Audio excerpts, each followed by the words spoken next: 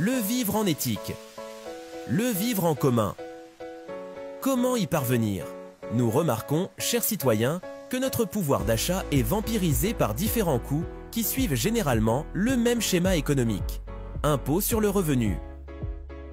Coût de l'immobilier, rente ou prêt immobilier. Coût aux multinationales, divers rentes.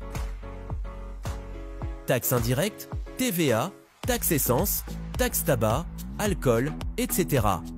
Il ne reste donc que des miettes pour financer une nouvelle activité culturelle, ludique ou artisanale, ce qui entrave le développement de l'intérêt général du beau, du ludique et du bien-être général. Le vivre éthique et le vivre en commun permettent de vivre sans argent et permettraient de supprimer tous les métiers en rapport avec l'argent, soit au moins la moitié des métiers en France.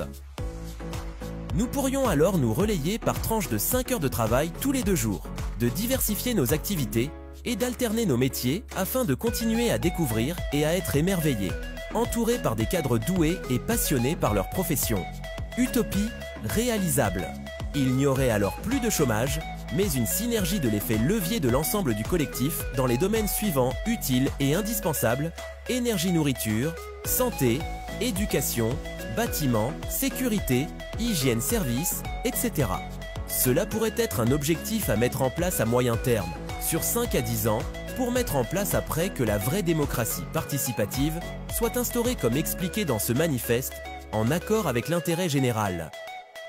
À la suite du manifeste politique de la victoire du peuple, nous verrons que la guerre des coûts ronge la qualité de l'immobilier et que cette même guerre des coûts est un frein à notre ambition à la beauté du patrimoine architectural et culturel. Nous pourrions envisager dans la politique commune de partager nos biens, de les mettre en commun gratuitement, comme nos outils et nos biens matériels.